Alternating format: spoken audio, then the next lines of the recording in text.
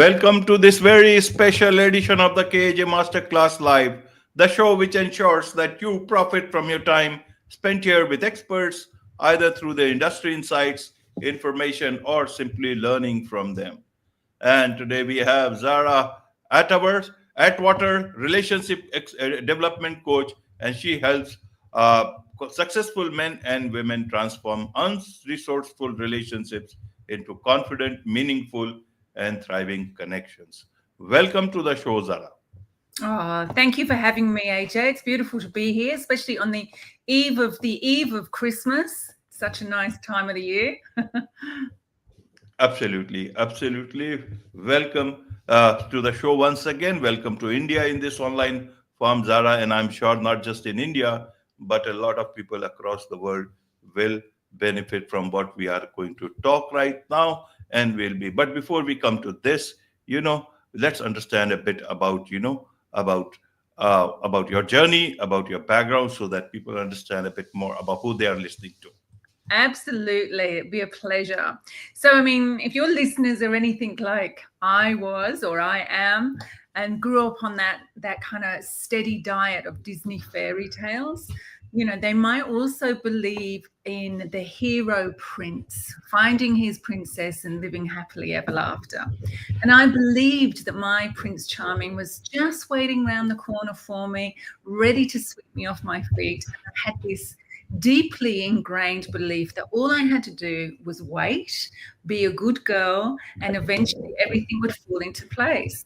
But that reality hit hard. And I realized that sitting around waiting for someone to rescue me was not only unrealistic, but also incredibly disempowering. And it put so much pressure on anyone who came into my life because I was expecting them to fulfill this impossible fairy tale narrative. And so I thought I had found my Prince Charming, but I ended up walking in on him in bed with my best friend. And so that then tailspinned off into an awareness and a self-inquiry and a deeply, deeply passionate journey into my own awakening, my own confidence and my own understanding about relationship dynamics. And I've committed my life's work into helping people overcome those overcome those issues, shall we say, with strategies. Wonderful, wonderful, Zara. So let's understand about a bit about relationships. You talked about Christmas being a very nice time. A lot of Christmas is a very nice time, but a lot of love blossoms and a lot of heartbreaks also happen during this So time. true. I grew up listening to one song. The last Christmas I gave you my heart, but the very next day you gave it away. So Christmas is about mixed feeling. Why does it happen? Why are relationships under so much of stress this nowadays, especially? Is it the social media? Is it something else? People are seeking something else. You are a relationship development coach. Can a relationship be developed? I thought it was love at first sight and then live happily ever after. Help us understand about all the strains on relationships in today's time. Have the expectations changed? Yeah, look, I think it's a great question. It's not such a simple answer though, because there's all sorts of different dynamics and there's all sorts of different reasons why people fall in love and why they fall out of love. And I think this particular time of the year, whichever faith or nationality, whatever you adopt, these holiday seasons can add that extra amount of pressure. And so if you're already having doubts or you're unhappy, they can bring things to the fore and things can bubble up. That's not to sort of give any kind of that it's a good thing to go off and have an affair or to go and follow your heart in that sense if it's going to hurt or impact somebody else. So I'm really about empowering people to be able to make healthy choices in their relationships so that they can empower themselves to be the best that they can be. And while we're repeating the same kind of relationship patterns that aren't serving us, it's a hangover from a childhood coping mechanism that we learn how to cope in those early formative years. And they're they're crossed over into our adult relationships, and we never really question whether they're actually serving us anymore. So what I want to really pinpoint here is what I'm talking about is anxious attachment styles. And so that's really the pivotal point of my work. I work with people with this anxious attached style because in the dating world, they tend to attract emotionally unavailable people. And it creates this push-pull dynamic that they can never seem to get out of that dating pool and find a long-term healthy and secure and safe partnership. And what you touched on, AJ, is absolutely true. This time of the year can be one of those most difficult times because of that. Absolutely. Absolutely, Zara. So help us understand what is this relationship anxiety, and also help us understand this anxious attachment theory that you talk about. I Sure. thought relationships are about happiness. They lead you to stability. They calm down your nerves. They make you feel loved, and you love in whatever. 100%. So why there is so much of anxiety around relationships? Sure. And so, well, it really stems back, and I can put my nerdy hat on here and talk about, the psychology behind it. There was this study done by Mary Ainsworth back in the 1970s. She created this study, and some of your listeners might have heard of it, called the Strange Situation Study. You can Google it. And what she did was she got caregivers, mothers, let's just say mothers for this example, to bring their young children into a controlled environment with some toys in the room, and got the children to play with the toys. Once they felt comfortable and they played with the toys, they asked the mother to leave the room for a few minutes and then to come back into the room. And they monitored. The study was about how the child reacted. Now, from this study, they determined that there were 3 different types of people: the anxious, the avoidant, and the securely attached. And so, your listeners can go into depth and to listen, do some research on Google on it, but that was effectively the 3 different types. So what happens is the anxious person becomes very clingy and needy and feels like they need to prove their love or earn their love, should we say, when the caregiver isn't around. And it means that the caregiver was inconsistent in their childhood. And that might be for a numerous number of reasons. Maybe the parent's holding 2 jobs down, or maybe they're a single parent, or any number of reasons. But what the child has learned is that sometimes the parent is there caring for their needs, and sometimes they're not. And so it creates this anxiety in the child, and the child can become overly clingy, can interpret any form of rejection as something wrong with them, and it manifests in our adult relationships. And it can show up, somebody might send you a text message and you end up sending a flurry of 10 different text messages afterwards because the anxiety's kicked in, thinking that they're going to leave me, or they haven't responded. Why haven't they responded? What's going on? What did I say? What did I do? So that's the anxiety running. With an avoidant person, they experienced a significant amount of neglect in childhood, and there really is a lot of compassion that we need to have for the avoidant person, because they really just don't have the skills to tap into their emotions, because their coping mechanism was to block themselves off from their emotions. So what happens with the anxious person who is clingy and needing that attention, they chase after the avoidant person who isn't giving them any of that, because the anxious person thinks they have to earn their love. They have to just try a little bit harder, just try a little bit more. And meanwhile, the avoidant person is going, this is too much. I don't need this. Just get away from me, in that kind of sense. So they're constantly triggering each other. What's really interesting is that if you're in the dating pool, it might seem like that's the only type of people that are in the dating pool. And that's true, because 50% of the population are actually securely attached.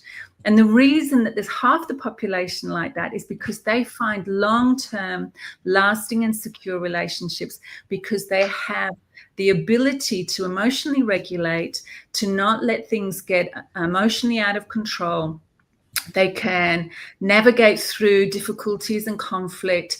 Their understanding of their own boundaries. They don't blur any boundaries. They can own what's theirs. They're like the golden goose of the dating. So what I work with people with this anxious attachment because they're going to be constantly getting triggered. Right, Tzara. So is it our fault, individuals' fault, or is it the fault in the stars that There's they bring people? Because you see, if a anxious person gets in connect with the avoidant person, that becomes, you know what? That chase almost becomes like they're chasing victory, and that Yes. might, isn't it? And that avoidant person could also be a toxic person. Many Yes. people, they nowadays, as I see all these reels come up, they are giving different tricks on how women's mind work, girls' mind work, and that is where, and they are almost telling that, listen, toxicity is the currency in so many cases, and that is a very difficult thing to understand. Means, are we to understand that a lot of people are facing these issues, emotional issues, and that people are giving free advice to how to manipulate those emotional issues openly, and well, only you said only 50% are securely attached. We'll come to that part, but help us understand this part. Means, this is almost like a dangerous open trend that's going on. Well, so if you think of the general population, if we had a pie chart, half of that is securely attached. So they're in long-term, securely healthy relationships. And then we've got 25% of the population, give or take, who are anxious, and 25% who are avoidant. And so what I have committed to is to help the anxious person become more secure. And it's totally possible, 100% possible. And as they start doing the self-work and the self-inquiry, they start to see that the things that change around them, if they're in a relationship and if they're in a relationship with someone who's avoidant, they actually become more vulnerable to allowing and providing the space for that avoidant person to see their own fallibilities. Because when we're in a relationship, let's not forget, there's two people in a relationship, and so you only have one partial truth, one side. It's only one half of the truth. And when you can take ownership for there's possibly another half of the situation that you're not fully seeing, then we have a communication. Then we have an openness and a willingness to learn. And that's not to say that toxic behavior is acceptable. It's just what's toxic for us, and what are we being triggered by, and what's healthy for us, and being able to step away from that toxicity and break this unhealthy cycle of chasing and push-pull towards something that's just going to be constantly triggering us if we have an anxious or an avoidant attachment style. I hope that answers your question. Yes, Lara. I'm trying to understand. You see, is there any more data around this, about bifurcation between men and women? Who What did you are say? more? Any more data about, that what is the percentage of men and women in terms of, looking at, I think impacted by anxious relationships, or in terms of avoidant, how to be being avoidant about their feelings? Yeah, I think, and this is a gross generalization, all right? So I don't know the actual statistics, but as a gross generalization, it's often accepted that more women run this anxious attachment style and more men are running the avoidant attachment style. And there are very many reasons for this. One of them that I put my personal opinion is because, and I think it's just a tragedy. I think it's so heartbreaking. But men and boys, when they were growing up, they're told, real men don't cry, suck it up, don't show your emotions, you're being a real sissy, or you're being really girly. And these whole kind of gender, those in themselves are quite toxic. That kind of framing and those beliefs that are really embedded into children at such a young age create these difficulties with getting in touch with their emotions. Women and children women, young girls, as a generalization, are allowed to cry. They're allowed to be in touch with their emotions. And so you get that emotional roller coaster because they haven't been taught how to manage those emotions.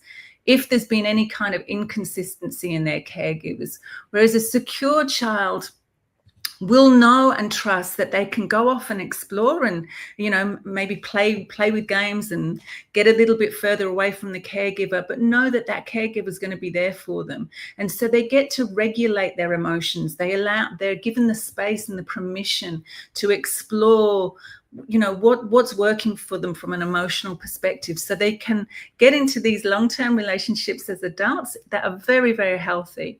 If you're anxious or avoidant and you actually end up being with a secure person, it's an incredibly beneficial relationship because you can become more secure in and of yourself. And so I highly, highly, you know, recommend to my clients, if they're in that kind of dynamic, to work through whatever it is that is coming up for you, because it will be a childhood wounding. It will be some kind of attachment or coping mechanism from the past that's just showing itself as an adult. Right, right. But just like you said that, you know, if an anxious person or an avoidant person gets into a relationship with a secured person, do you think it will be a detriment to the mental and emotional health of a secure person? How do they deal with this? Sometimes it can happen that a very secure person gets into relationship with a avoidant or a Yeah. unsecure person or anxious person. It's not set in stone, right? You can find that the secure person can be in a relationship with an anxious person and start to mirror those kind of tendencies as well. So that can often happen. And similarly with an avoidant, that can often happen.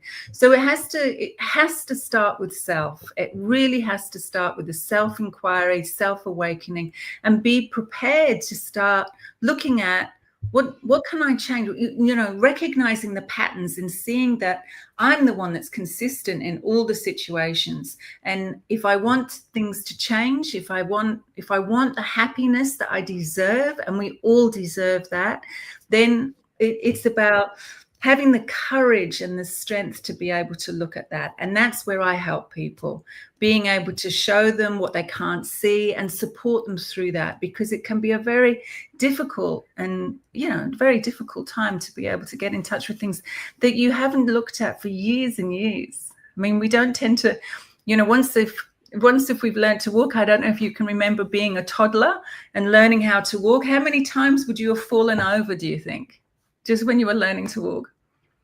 Right. So for all these three sections of people, avoidant, anxious, and secure, what is a healthy relationship for them? How should they look at healthy? Because from a secure person's point of view, they should not get into a relationship with an anxious person if they look it from a outside perspective before they get into a relationship. Once they get it, then they have to fight it out. But once they see it from outside, it looks like before entering into a relationship, you must get some sort of knowledge of psychology. How do you want people to look at then healthy relationship for themselves?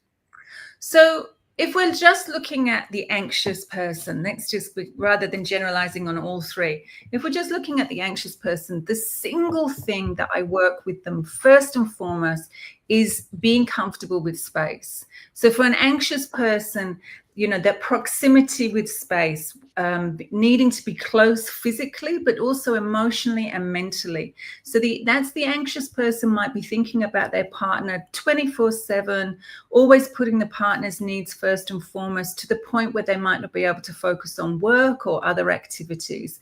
And so creating that space emotionally, physically, and mentally is what I start working with. So that's a real catch-all if you find yourself doing that. And then the next step is to actually create some boundaries, being able to understand that it's okay once you step into that space, that doesn't mean that they're going to reject you. That doesn't mean that you're going to be abandoned in any way. And so it's being able to be comfortable with boundaries. And one of the things that I ask that usually happens with an anxious attached person is they start mind reading. So they start reading things into situations and start making assumptions about what people are doing around them. So let's say an anxious person goes into the anxious of attached person. I mean, not an anxious running person. An anxiously attached person is in work, and maybe the boss has just brushed past them in the morning, or hasn't said hello, or let's say has asked them to come into their office to have a chat. The anxiously attached person, will start ruminating on what that meant. And they would usually create the worst case scenario about it and make it about themselves, determine that it must be something that they've done wrong. It must be something that they've said that was wrong or done that was wrong, and immediately start blaming themselves. An avoidant person won't do that. An avoidant person will assume it's something out there, will not take responsibility for it as a generalization in themselves. And so those are and how will a secure person look at it? So a secure person would inquire into it. A secure person would say to the boss, when you walked past him this morning, you didn't say hello. Are you okay? Is there anything wrong with you? They wouldn't necessarily blame themselves, but they would inquire with the boss, and they wouldn't make an assumption if the boss wants to speak to them in the office, there's anything that they've done wrong. It might be something like they want to get praise for a project that they've been on. So they would understand that there would be different perspectives, not a perspective blaming themselves. And they would also be very, very comfortable with asking and getting clarity on it.